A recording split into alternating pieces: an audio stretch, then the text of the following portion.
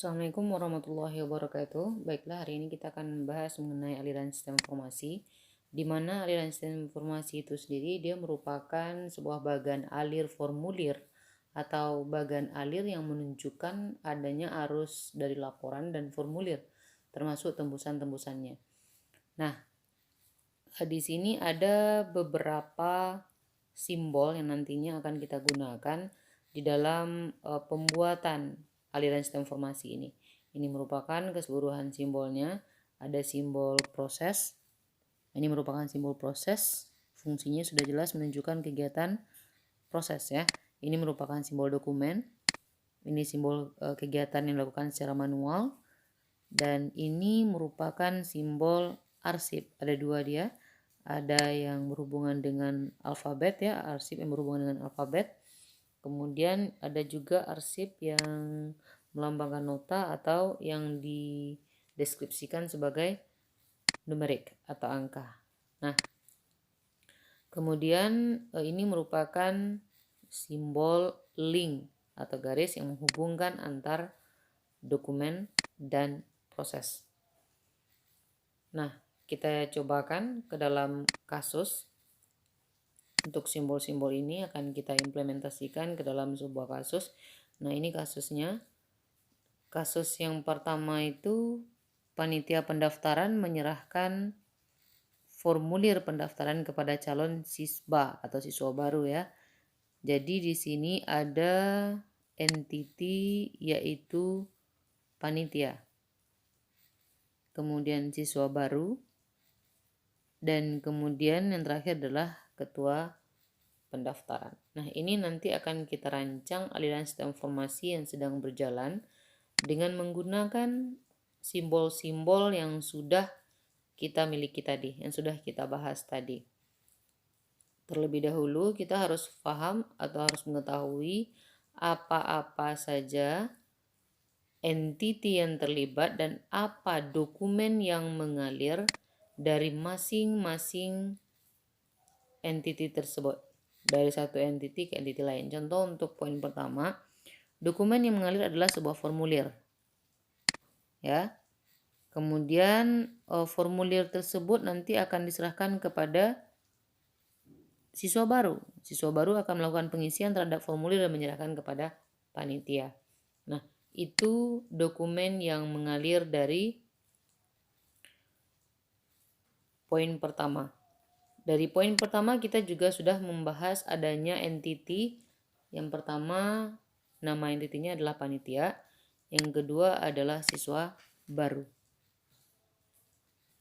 Nah, kita bahas aliran sistem informasi yang sedang berjalan.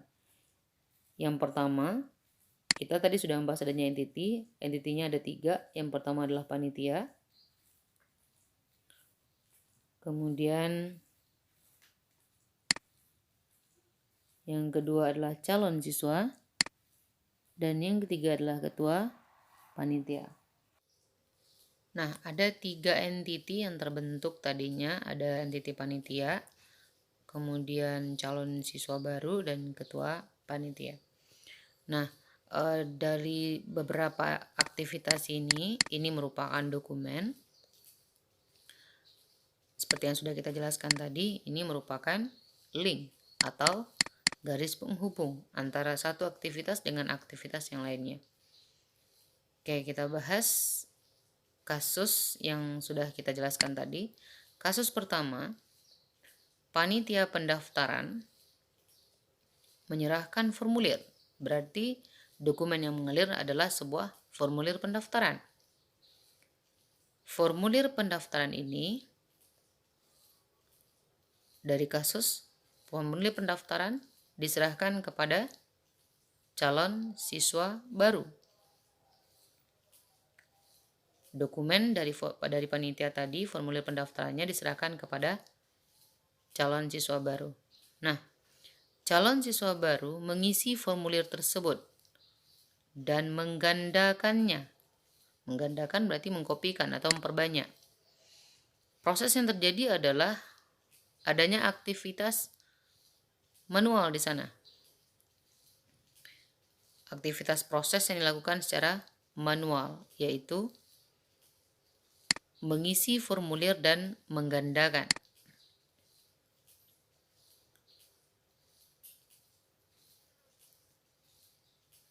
Kemudian, formulir yang sudah diisi diserahkan kepada panitia kembali, sesuai dengan kasus yang kita bahas. Poin kedua, formulir yang sudah diisi diserahkan kepada panitia. Kemudian panitia, aktivitas yang dilakukan oleh panitia adalah memvalidasi data isian dari formulir tersebut.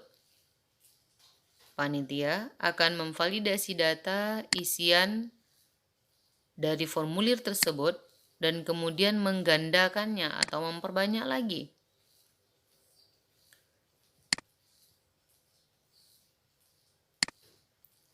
Nah, nanti akan menghasilkan beberapa dokumen karena dia sudah digandakan, menghasilkan, kita contohkan 2 dokumen karena tidak disebutkan dalam soal ya. Menghasilkan 2 dokumen, yaitu formulir validasi. Formulir validasi salah satunya diserahkan kepada ketua panitia. Kita sudah selesai menggandakan sesuai dengan perintah dari poin kedua. Nah, hasilnya tadi adalah menghasilkan formulir validasi. Salah satu dari formulir dan validasi ini akan kita serahkan kepada ketua panitia sesuai pada kasus ketiga. Kita lihat kasus ketiga. Ketua pendaftaran meng-ACC formulir tersebut dan membuat jadwal ujian berupa pengumuman. Formulir validasi yang didapatkan oleh ketua panitia, prosesnya ada 2 di sini. Meng-ACC, ketua panitia tersebut meng-ACC formulir validasi. Proses yang dilakukan masih dengan manual. Formulir validasi yang sudah di-ACC tadi, dia akan menghasilkan 1 dokumen karena tidak disebutkan juga di sana berapa jumlah dokumennya, berarti hanya 1 dokumen saja. Kemudian membuat jadwal ujian berupa pengumuman untuk calon siswa baru sebanyak 3 rangkap.